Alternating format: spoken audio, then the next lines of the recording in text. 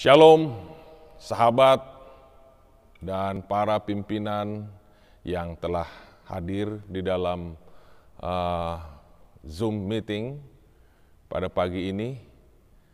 Kami sangat senang kembali bertemu dengan saudara-saudara yang dikasihi Tuhan. Pada saat ini saya berterima kasih juga atas kesempatan yang diberikan untuk menyampaikan satu topik sebagaimana yang sudah ditentukan oleh pimpinan kita dengan tema Servant Leadership. I will go. As a good teacher, I will go. Mari kita satu dalam doa. Bapa penuh kasih dalam kerajaan sorga, kembali kami datang ke hadirat-Mu, menyampaikan puji dan syukur. Oleh karena kebaikan kemurahan Tuhan, kami boleh ada di dalam pertemuan virtual pada pagi ini. Kami yakin dan percaya ini bukan satu kebetulan, tapi Engkau sudah tetapkan untuk pertemuan ini menjadi berkat bagi kami semua. Kiranya lewat pertemuan ini, khususnya hamba berdoa setiap pendengar akan mendapatkan berkat dan kehidupan kami semua boleh menjadi lebih baik lagi seturut dengan kehendak Tuhan.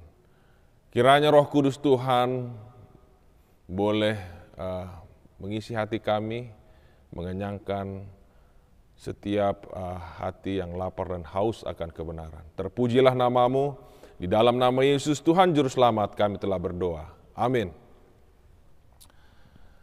Bapak Ibu yang dikasihi nama Tuhan, sepanjang satu minggu ini topik kita adalah mengenai pendidikan, ya. Departemen Pendidikan. Ya. Maka saya ambil judul, mengapa pendidikan Kristen itu penting? Why Christian Education? Sebagai latar belakang sekilas, saya lahir di tengah-tengah keluarga Advent dan dari SD sampai menamatkan S3 dari sekolah Advent, Bapak Ibu. Kemudian saya bertanya, apa kira-kira filosofi pendidikan Gereja Masih Advent hari ke-7? Apa tujuan pendidikan? Apakah hanya mengumpulkan informasi dan nilai, mengumpulkan gelar untuk mahasiswa itu berhasil nantinya memiliki pekerjaan dan bisnis yang baik, dan kemudian membeli mobil mewah, rumah mewah? Apakah ini yang menjadi tujuan daripada pendidikan Kristen? Di dalam Mind, Character, and Personality, volume 1, halaman 53 dikatakan, "Now, as never before, we need to understand the true science of education." Sekaranglah saatnya kita perlu memahami pendidikan yang benar. Jika kita gagal memahami hal ini, kita tidak akan pernah memiliki tempat dalam kerajaan Allah. Luar biasa, Bapak Ibu. Kalau kita tidak paham, gagal paham akan pendidikan yang benar, kita tidak dapat tempat dalam kerajaan Allah. Pertanyaannya, apakah knowledge atau wisdom? Nah, Bapak Ibu, ada satu piramid di sini dikatakan surface learning, ya, atau deep learning. Ini menurut Marton and Saljo. Ya. Superficial learning atau pembelajaran yang sangat dangkal itu hanya exchange information. Tapi kemudian lebih dalam itu adalah knowledge. Lebih dalam lagi adalah wisdom. Dan yang lebih dalam adalah transformation. Perubahan daripada si pelajar itu sendiri. Ketika seorang belajar tapi tidak dapat mengalami perubahan, dia belum cukup belajar. Dia perlu critical thinking, knowing why, menganalisa, mengevaluasi.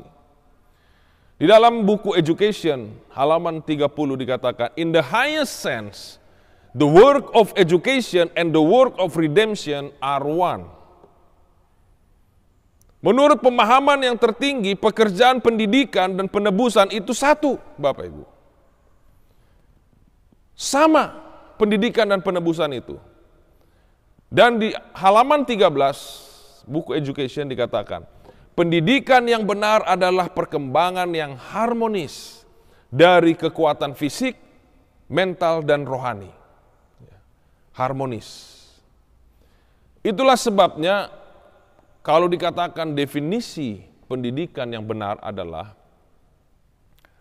undoing the fall, atau menghentikan kemerosotan, kejatuhan manusia, dan mengembalikan peta Allah dalam diri manusia itu. Yang kedua, mengubah karakter, karena dampak positif itu lebih dihasilkan dari karakter, bukan dari pengetahuan. Dan yang ketiga, mempersiapkan murid untuk pelayanan di dunia ini dan di dunia yang akan datang. 40 tahun di padang belantara lebih berdampak kepada Musa daripada 40 tahun di Mesir. Pendidikan yang benar mempersiapkan para pelajar untuk sukacita pelayanan di dunia ini dan untuk sukacita yang lebih besar di dunia yang akan datang. Itulah sebabnya pagi ini kita akan melihat 3 tujuan utama. 3 tujuan utama pendidikan yang benar. Yang pertama, pendidikan yang benar dan penebusan adalah sama, yaitu memulihkan peta Allah pada manusia. Yang kedua, pendidikan yang benar adalah perkembangan yang harmonis dari fisik, mental, dan rohani. Yang ketiga, pendidikan yang benar adalah persiapan untuk pelayanan di dunia ini dan di sepanjang masa kekekalan. Mari kita lihat satu persatu. Yang pertama, tujuan yang pertama adalah memulihkan peta Allah. So the true object of education is to restore the image of God in the soul. Memulihkan peta Allah. Jadi pendidikan sama dengan penebusan. Jadi kalau di dalam pandangan dunia, pendidikan itu diberikan untuk memutus mata rantai kemiskinan. Tetapi di dalam pendidikan Kristen, pendidikan itu diberikan yang terutama bukan untuk memutus mata rantai kemiskinan, tetapi memutus mata rantai dosa, Bapak Ibu. Pendidikan yang benar, permulaan hikmat adalah takut akan Tuhan dan mengenal Yang Maha Kudus adalah pengertian. Amsal 9 ayat yang ke-10. Pada bangsa Israel, Allah meminta para orang tua mengajarkan kepada anak-anaknya. Apakah setiap malam pada waktu renungan malam? Ulangan 6 ayat 6 dan 7 katakan pada saat duduk, pada saat berjalan, pada saat berbaring, pada saat bangun, setiap saat Bapak Ibu, pendidikan itu berlangsung. Itulah yang dilakukan oleh keluarga bangsa Israel. Nah, di dalam Child Guidance halaman 296 dikatakan, Alkitab harus dijadikan sebagai fondasi pelajaran dan pengajaran. Pengetahuan yang perlu adalah pengetahuan akan Allah dan Dia, yaitu Yesus yang diutusnya. Bapak Ibu, kalau kita katakan, Untuk apa itu fondasi? Tidak ada orang yang bisa melihat fondasi. Orang melihat bangunan itu indah, ya. Tetapi kalau bangunan itu sudah mulai retak, kita tahu fondasinya kurang kuat. Ya. Fondasi itu terlihat dari kokohnya bangunan tersebut. Pelajaran besar pertama dalam pendidikan yang benar adalah mengetahui dan memahami kehendak Allah. Bawalah pengenalan akan Allah bersamamu setiap hari. Biarlah itu menguasai pikiranmu dan hidupmu. Allah memberikan hikmat kepada Salomo. Namun, hikmat ini diselewengkan saat ia berpaling dari Allah untuk mencari hikmat dari sumber yang lain. Gantinya membatasi pelajaran hanya pada apa yang manusia katakan atau tuliskan. Biarlah setiap pelajar diarahkan pada sumber kebenaran. Dan Alkitab itulah sumber kebenaran. Beberapa orang menempatkan pendidikan setelah agama. Tetapi pendidikan yang benar adalah agama itu sendiri. Kuasa dari pendidikan yang benar terletak pada pengetahuan akan Allah dan Yesus Kristus. Ilmu dari pendidikan yang benar adalah kebenaran yang memberikan kesan yang sangat mendalam. Kesan yang sangat mendalam. Ketika kita mengajar, kesan yang sangat mendalam itu ditanamkan kepada siswi kita. Kepada murid-murid kita. Sehingga dikatakan, tidak dapat kesan itu dihilangkan oleh berbagai kesalahan, berbagai pencobaan. Mereka tidak dapat menghilangkan kesan kebenaran yang sudah tertanam itu. Selanjutnya di halaman 543, Fundamentals of Education dikatakan, pendidikan yang benar adalah menanamkan ide-ide yang memberikan kesan kepada pikiran dan hati tentang pengenalan akan Allah, Pencipta dan Yesus Kristus penebus. Pendidikan yang seperti itu akan memperbaharui pikiran dan mengubah karakter. Jadi pendidikan itu mengubah karakter. Bukan hanya mind setting. Itu akan menguatkan, membentengi pikiran melawan bisikan dari setan. Dan membuat kita lebih memahami suara Allah. Sehingga diharapkan para pelajar dapat memiliki telinga Samuel yang dapat mendengar suara Allah dengan jelas. Kami meminta dalam tulisan Hambala Nyonya White Child Guidance 316. Kami meminta setiap orang pada saat ini untuk menyikapi hal ini dengan sungguh. Agar kita segera memiliki tempat di mana anak-anak kita dapat belajar. Belajar apa? Belajar Alkitab yang merupakan dasar bagi semua pendidikan yang benar. Takut akan Allah merupakan pelajaran pertama yang diajarkan. Itu adalah permulaan hikmat. Itulah bagian yang pertama. Sekarang kita masuk kepada bagian yang kedua. Tujuan pendidikan yang benar adalah perkembangan fisik, mental, rohani yang harmonis. Ya. Kalau ada 3 pohon sama-sama ditanam, tetapi pohon yang satu jauh lebih besar dari 2 pohon yang lain, itu namanya tidak harmonis, ya. Kurang harmonis. Nah, pendidikan yang benar menurut Christ Object Lesson halaman 330 adalah persiapan kuasa fisik, mental, moral untuk melaksanakan setiap tugas, melatih tubuh, pikiran, dan jiwa untuk melayani Tuhan. Inilah pendidikan yang akan bertahan hingga masa kekekalan. Tidak memiliki daluarsa pendidikan seperti ini. Ketika kita memperhatikan perkembangan yang harmonis antara fisik, mental, dan rohani. Siapakah yang merasa rugi, Bapak Ibu? Ketika dampak pendidikan itu bertahan sampai masa kekekalan. Saya rasa tidak akan ada yang berpikir rugi. Ya. Karena pendidikan itu adalah pendidikan yang tidak ternilai, ya. Bertahan sampai pada masa kekekalan. Dalam Counsel to Parents, Teacher, and Student, halaman 64 dikatakan, pendidikan yang benar lebih dari sekedar belajar dari beberapa subjek mata pelajaran. Lebih luas, hal itu mencakup perkembangan fisik,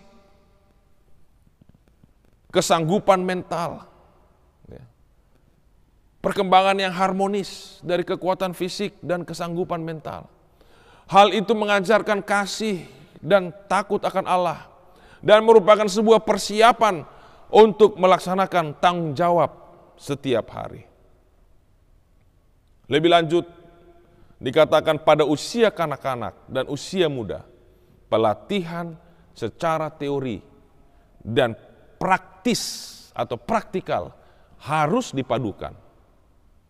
Anak-anak yang memiliki kekuatan fisik memiliki bilateral hipokampal yang lebih besar dan lebih unggul dalam daya ingat dibanding dengan anak-anak yang fisiknya lemah.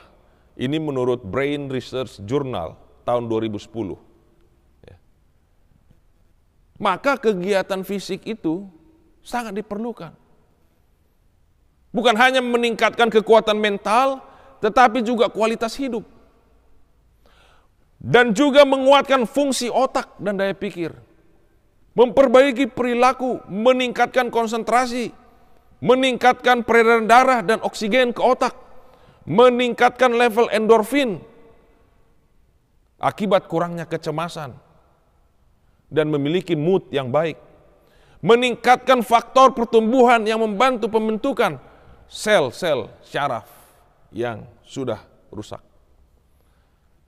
Selanjutnya di dalam Evolutionary's New Science of Exercise and the Brain, Reid dan Hagerman tahun 2008 menyatakan, gerak badan menyediakan suatu rangsangan yang tidak tertandingi, menciptakan kondisi di mana otak siap dan mau dan sanggup untuk belajar. Baik kekuatan pikiran dan rohani, sebagian besar bergantung pada kekuatan dan aktivitas fisik. Apa saja yang meningkatkan kesehatan fisik akan meningkatkan perkembangan pikiran yang kuat dan karakter yang baik dan seimbang. Child Guidance, halaman 360. Seluruh tubuh dirancang untuk bergerak, kecuali kekuatan fisik dijaga tetap dalam keadaan sehat dengan secara aktif berolahraga, maka kekuatan pikiran tidak dapat digunakan lebih lama hingga pada kapasitas yang tertinggi. Jadi kalau hanya belajar terus tanpa melakukan kegiatan fisik, dikatakan otak itu tidak akan dapat digunakan secara maksimal. Child Guidance halaman 342. Para murid tidak diizinkan untuk mengambil begitu banyak subjek pelajaran sehingga mereka tidak memiliki waktu dalam latihan fisik. Kesehatan tidak dapat dijaga kecuali kita meluangkan waktu setiap hari untuk gerak badan di alam terbuka. Jam tertentu harus digunakan untuk pekerjaan manual labor. Itulah sebabnya sekolah-sekolah kita selalu ada namanya work education. Ini Bapak Ibu, pekerjaan manual. Tapi belakangan ini kita melihat sudah mulai semangat work education ini berkurang. Waktu belajar harus dibagi antara memperoleh pengetahuan dari buku dan memperoleh pengetahuan pekerjaan praktis. Sebagian dari waktu harus digunakan untuk membersihkan lahan dan menanam berbagai tanaman, bercocok tanam, dan membangun rumah. Maka Tuhan pasti memberkati para pelajar yang menggunakan waktu mereka untuk pelajaran yang berguna. Adventist Home 508. Kalau hanya teori dan teori tanpa ada satu keterampilan, skill yang bermanfaat, maka pendidikan itu belum lengkap. Latihan fisik saya akan sorot zoom lebih dalam lagi mengenai latihan fisik. Latihan fisik terdiri dari 3. Yang pertama, pekerjaan yang berguna, useful labor. Yang kedua, latihan manual labor. Yang ketiga, prinsip-prinsip menjaga kesehatan tubuh. Mari kita ikuti, Bapak Ibu. Setiap pria dan wanita, anak-anak harus dididik untuk pekerjaan praktis yang berguna. Apa saja yang berguna?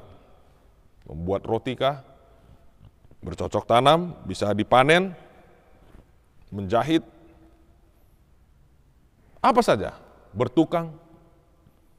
Manfaat terbesar bukan diperoleh dari gerak badan seperti sekedar berolahraga. Ya, berolahraga bisa mendatangkan kesehatan, berkeringat dan lain sebagainya. Ya, kegunaannya untuk kesehatan.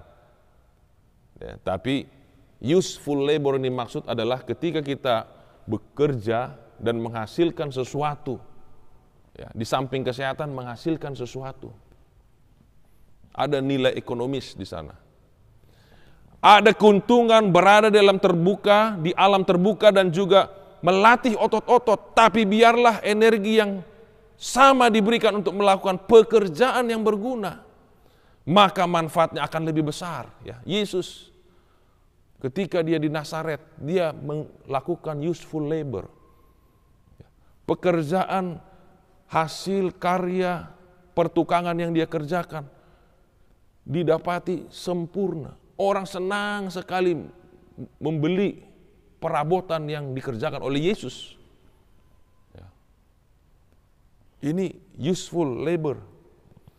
Para pelajar yang mendapatkan pendidikan dari buku tanpa memperoleh pengetahuan tentang pekerjaan praktis tidak dapat menyatakan ia sudah mendapatkan pendidikan yang simetris dan seimbang. Itu adalah bagian dari pelatihan yang berguna untuk setiap orang muda. Pendidikan tidak akan lengkap jika para pelajar tidak diajar untuk melakukan pekerjaan yang berguna.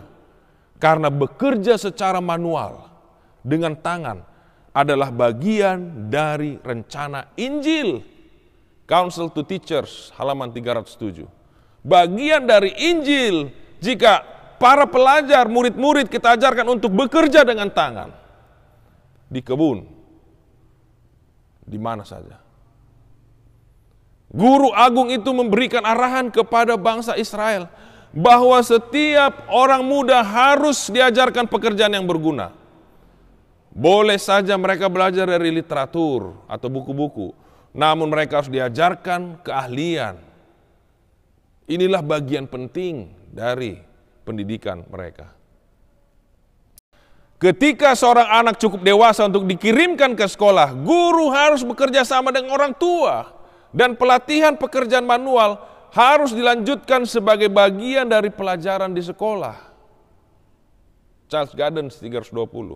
Dan pelatihan manual ini harusnya mendapatkan perhatian yang jauh lebih besar dari apa yang kita lihat sekarang ini. Tidak ada jalur pelatihan manual yang lebih bernilai dari agriculture, bertani, berladang, berkebun. Biarlah guru-guru mengarahkan perhatian para pelajar pada apa yang Alkitab katakan tentang bertani ini. Allah mau agar manusia mengusahakan Taman Eden. Adam manusia pertama diberikan pekerjaan di Taman Eden untuk dikelola. Bahkan Thomas Jefferson, Presiden Amerika Serikat mengatakan, tidak ada satu bangsa yang bertahan jika kegiatan pertaniannya mengalami kemunduran. Ini betul sekali Bapak Ibu. Ya. Dan menurut sistem pengajaran ilahi, Adam dan Hawa ada di Taman Eden untuk mempelajari berbagai pelajaran, hukum Allah dan karakter Allah. Nah, apakah manfaat daripada berkebun atau agriculture ini? Satu, menurut penelitian saya summarize, percaya diri, harga diri yang lebih baik, sabar, ya, menanam bulan sekian, panen bulan sekian, tahu dia, menunggu, tekun, pemahaman akan ilmu alam meningkat, lebih baik nilai di kelas. Nah, ini sudah mulai nih dipertanyakan. Dan pelajar itu menjadi pelajar yang lebih baik. Sheffield tahun 92 dalam penelitiannya mengatakan, para pelajar yang melakukan aktivitas berkebun melampaui pencapaian dari pelajar yang tidak berkebun, bahkan dalam semua bidang.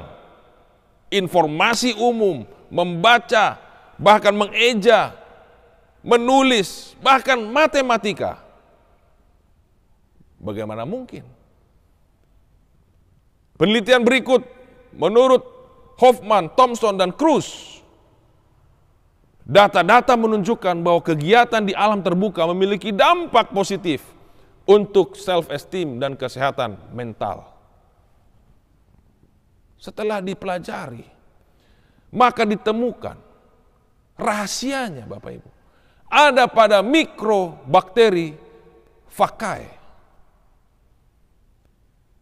Mikrobakteri Vaccae ini adalah dapat mengurangi depresi, dapat membantu kesehatan paru-paru, meningkatkan daya tahan tubuh, melawan kanker, dapat menolong pencernaan lebih baik, obat artritis, kesehatan emosi dan mental lebih baik, mengurangi kecemasan, mengurangi alergi. Dan nomor 10, manfaat mikrobakteri ini adalah membuat orang lebih pintar. How come? Inilah karya cipta Tuhan itu. Mikrobakteri Vaccae ini memiliki efek yang sama dari obat antidepresi yang kita harus pergi ke toko obat dan kemudian mengeluarkan uang membeli obat tersebut. Ternyata ada unsur itu di dalam tanah. Bahkan anak-anak yang hidup di pedesaan, daerah perkebunan, dan lebih terpapar kepada mikrobakteri ini, didapati terlindung dari penyakit asma, Bapak Ibu. Ini di dalam New England Journal of Medicine tahun 2011. Bahkan Dr. Chris Lowry dari University of Bristol mengatakan, studi ini menolong kita memahami bagaimana tubuh dapat berkomunikasi dengan otak, bagaimana daya tahan tubuh itu penting untuk menjaga kesehatan mental. Ini membuat kita terheran-heran mengapa kita tidak mengizinkan anak-anak kita bermain di lahan perkebunan dengan alasan takut kotor. Ketika anak-anak saudara pulang bermain dari ladang, dari kebun, tangannya kotor atau berlumpur, jangan lihat pakaian yang kotor, bagaimana menyucinya. Lihat bagaimana dia akan lebih pintar dari teman-temannya. How smart he will be. Bapak Ibu yang dikasihi nama Tuhan. Dari sudut matematika, orang yang dikatakan terlibat dalam agriculture berhitungnya lebih baik. Berapa bibit yang diperlukan dalam satu baris lahan? Berapa jarak dari tanaman yang satu ke tanaman yang lain? Berapa banyak panen yang akan dituai dari sekian bibit? Dan seterusnya. Ini merangsang ya, pembelajaran ilmu matematika. Ilmu pengetahuan juga akan meningkat sainsnya. Bagaimana mengatasi hama ini? Tanaman ini, hamanya ini bagaimana mengatasinya? Bagaimana proses fotosintesis? Bagaimana pencahayaan? Kenapa tanaman ini lebih cepat bertumbuh daripada tanaman yang kurang cahaya? Bagaimana memprediksi pertumbuhan? Kapan panen? Bagaimana siklus daripada tumbuhan itu mulai dari tanam sampai panen? Hidup di pedesaan, country living, sangat mendukung akan kegiatan agriculture ini. Saudara, kalau mau buat agriculture di kota besar, Bapak Ibu, waduh, luar biasa sulitnya. Ya. Tapi hidup di pedesaan akan menolong untuk hidup ekonomis dan menghasilkan. Ya, apa yang kita tanam itulah yang kita olah dan kita gunakan, kita manfaatkan. Kerajinan, ya. Tidak bisa hidup bermalas-malasan di desa.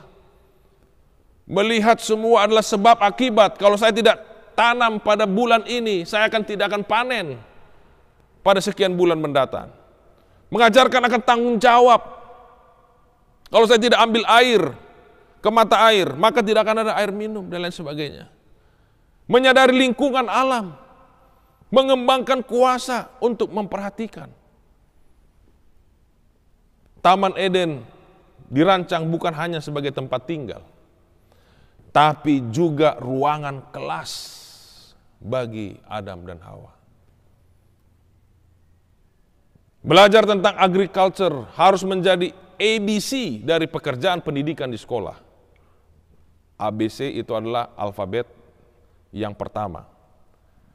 Demikian juga agriculture harus menjadi ABC dari pekerjaan pendidikan di sekolah. Inilah pekerjaan yang harus dikerjakan. Setelah fasilitas bertambah, maka pelajaran-pelajaran lanjutan, advance, sudah boleh diajarkan. Tapi awalnya adalah agriculture. Kita jangan mengurangi apa yang sudah menjadi bagian daripada pendidikan Kristen. Sangat disayangkan kalau sekolah-sekolah kita sudah tidak memiliki kebun. Orang Kristen harus diajarkan ilmu fisiologi. Nah, ini bagian yang berikut, ketiga. Ya. Setelah useful labor, kemudian manual labor. Ya. Bagian yang ketiga adalah bagaimana untuk memelihara dan menjaga kesehatan. Inilah faktor ketiga dalam memelihara pertumbuhan fisik yang harmonis. Orang Kristen harus diajarkan ilmu fisiologi dan kesehatan. Ini dimulai oleh ibu di rumah dan dilanjutkan di sekolah. Mereka harus diajar bagaimana mencegah berbagai penyakit dengan memelihara energi dan bagaimana merawat atau menangani beberapa penyakit. Ya, jadi reformasi kesehatan perlu diajarkan di sekolah-sekolah kita. Itulah bagian pertama, yaitu perkembangan fisik yang harmonis. Bagaimana dengan perkembangan mental? Saya tidak terlalu banyak mendiskus hal ini, hanya dalam satu kutipan Christian Education halaman 51. Selain karakter Kristen, para guru perlu memiliki ilmu pengetahuan yang cukup, bahkan setinggi mungkin, agar dapat mendidik orang-orang muda dan menjadi berkat bagi banyak orang dengan menuntun mereka kepada sumber air kehidupan. Ya, semakin banyak pendidikan atau ilmu yang dimiliki oleh seorang guru, semakin banyak dia bisa menyampaikan kepada murid-muridnya. Bagian yang ketiga, ya, fisiknya sudah harmonis, mentalnya harmonis. Bagian ketiga, perkembangan rohani. Satu-satunya yang harus kita peroleh di dunia adalah perkembangan karakter. Sehingga di masa depan kita dapat memiliki kehidupan yang kekal. Christian Education halaman 24. Setiap upaya yang mencoba mengutamakan pendidikan mental lebih dari pendidikan rohani merupakan suatu kekeliruan, kegagalan. Child Guidance halaman 296. Pelajaran pertama dan yang terutama dalam setiap pendidikan adalah mengetahui, memahami kehendak Allah. Kita harus berupaya setiap hari mendapatkan pengetahuan akan hal ini. Dikatakan kita harus setiap hari mendapatkan pengetahuan apa kehendak Allah di dalam kehidupan kita. Karakter yang menyerupai Kristus adalah satu-satunya harta yang kita bawa dari dunia ini ke sorga. Maka betapa penting memperkembangkan karakter di dalam kehidupan kita saat ini. Pembangunan karakter adalah pekerjaan terpenting yang dipercayakan kepada manusia. Baik, itulah tujuan pendidikan yang benar. Bagian kedua. Bagian yang pertama, penebusan dan pendidikan itu adalah sama memulihkan peta Allah. Bagian kedua, pendidikan yang benar adalah perkembangan yang harmonis antara fisik, mental, dan rohani. Bagian yang ketiga, bagian yang terakhir, Bapak Ibu. Persiapan, ya, pendidikan yang benar adalah persiapan untuk pelayanan di dunia ini. dan di sepanjang masa kekekalan. Pendidikan yang benar adalah pelatihan misionaris. Setiap anak-anak Allah dipanggil menjadi misionaris, melayani Allah dan manusia untuk mempersiapkan kita bagi pelayanan. Inilah seharusnya menjadi tujuan pendidikan yang benar. Ministry of Healing halaman 395. Jadi sangat perlu dikatakan dalam tulisan yang lain. Teachers, Counsel to Parents, Teachers and Students 545. Sangat perlu dalam menyelesaikan pendidikannya, para pelajar itu diberikan waktu untuk melakukan pekerjaan misionaris. Waktu untuk memahami kebutuhan rohani dari setiap keluarga yang ada di sekitar komunitas sekolah di mana mereka berada. Jangan mereka terlalu terbebani untuk belajar sehingga tidak ada waktu membagikan apa yang sudah mereka pelajari. Ini nasihat daripada Roh Nubuat, Bapak Ibu. Lakukanlah pekerjaan misionaris bagi mereka yang ada dalam kesalahan.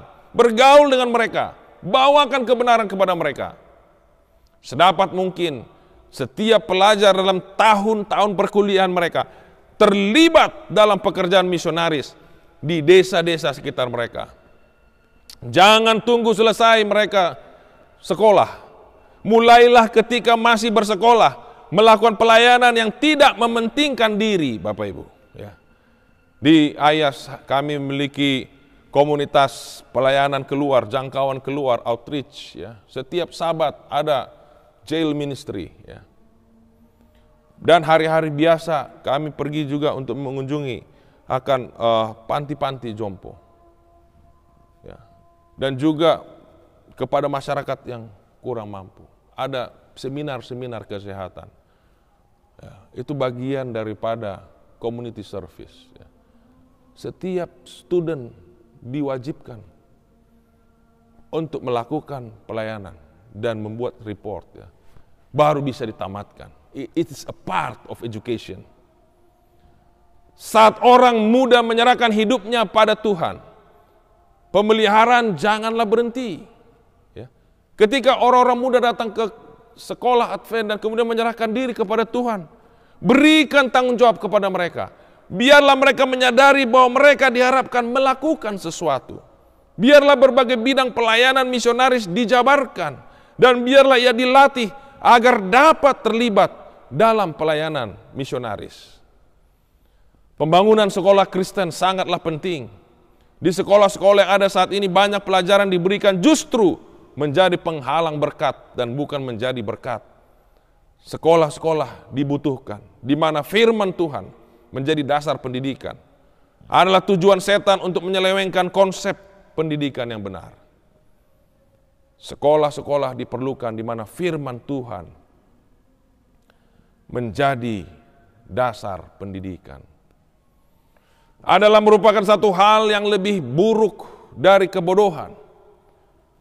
Jika manusia berupaya mencari pendidikan di luar Kristus, mencoba menjadi bijak di luar sumber hikmat, untuk menjadi benar saat yang sama menolak kebenaran, mencari pencerahan sementara menjauhi sumber terang, mencoba mencari kehidupan di luar sumber kehidupan, dan mencoba berpaling dari mata air kehidupan dan mencari kendi pecah yang tidak dapat menyimpan air. Education halaman 53. Bapak Ibu yang dikasihi dalam nama Tuhan, kita perlu untuk memperhatikan pendidikan anak-anak. Apakah sistem pendidikan kita perlu transformasi? Jika itu sudah sesuai dengan rencana Allah, tidak perlu khawatir. Tidak perlu khawatir. Tetapi jika belum sesuai atau tidak sesuai dengan rancangan ilahi, blueprint yang sudah ditetapkan, maka tidak akan ada alasannya untuk eksis. Kalau kita melihat ada di sini satu result daripada penelitian, dikatakan murid-murid ini dapat membangun akan iman mereka, persentase tertinggi adalah ketika mereka hadir atau mengikuti pendidikan di sekolah Advent, 49%. Itu sangat penting untuk memikirkan akan pendidikan anak-anak kita. Bahkan dalam education, halaman 83 tadi kita sudah saksikan, merupakan satu hal yang lebih buruk dari kebodohan jika manusia berupaya mencari pendidikan di luar pengenalan akan Allah. Ini ada satu case, yaitu sekolah Advent di Tanzania. Ya, masuk juga Adventist News, ya, Network. Bagaimana sekolah-sekolah Advent di Tanzania ini impacts community, mempengaruhi komunitas di mana mereka berada. Ya. Di mana komunitas di mana mereka berada itu adalah anak-anak jalanan, anak-anak yang tidak memiliki masa depan. Tapi ketika mereka hadir di sekolah Advent, apa yang terjadi Bapak Ibu? Dan sekolah ini menerapkan dengan benar blueprint daripada pendidikan yang benar. Di sekolah ini mereka hanya belajar 2 jam dalam 1 minggu untuk mempersiapkan diri mereka menghadapi ujian akhir, final test, ujian negara. Selebihnya mereka terlibat di dalam agriculture, bekerja dengan tangan. Kemudian belajar akan firman Tuhan, beribadah. Apa yang jadi Bapak Ibu? Yang pertama, anak-anak ini lulus dengan nilai yang baik, kemudian memiliki ijazah dan mendapatkan pekerjaan serta bisnis yang baik. Yang kedua, 99% dari murid yang hadir di sekolah itu dibaptis dan menerima Yesus sebagai Tuhan dan Juru Selamat mereka. Kenapa? Alkitab adalah dasar daripada pelajaran yang mereka ikuti di sana. Yang ketiga, setelah mereka tamat, mereka menjadi misionaris di kampung, di tempat di mana mereka berasal, dan merubah komunitas mereka.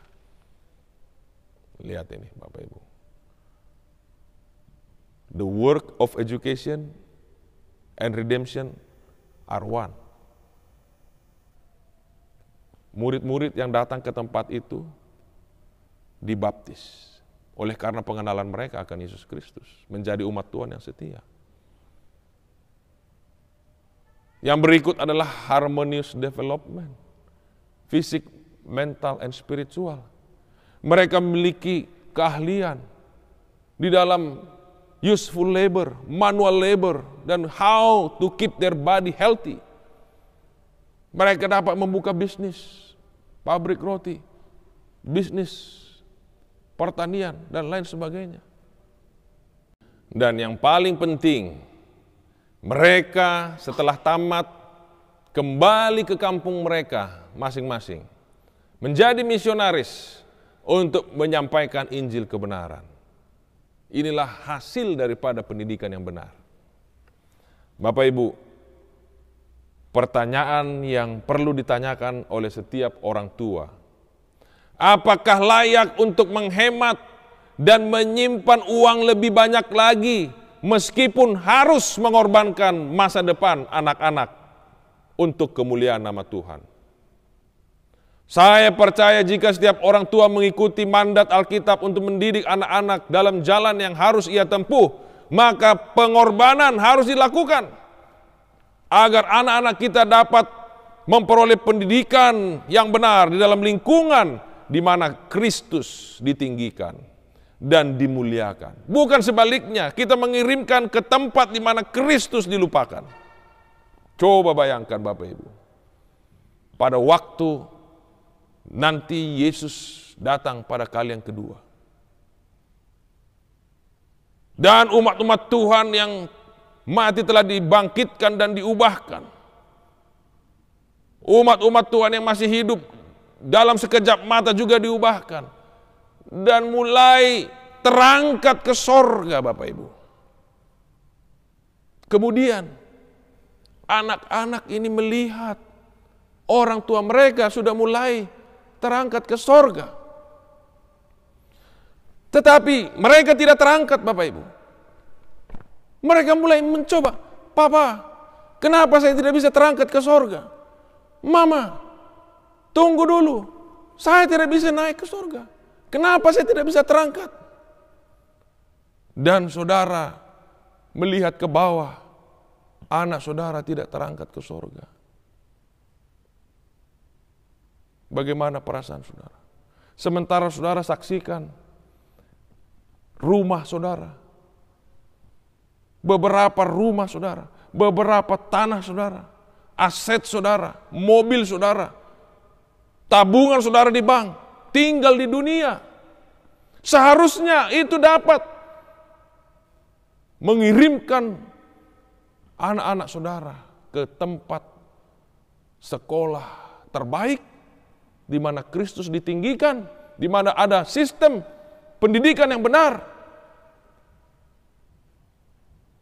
Tetapi harta itu binasa bersama dengan anak-anak kita. Bapak Ibu, kita harus ke sorga. Kita harus ke sorga. Tuhan Yesus memberkati.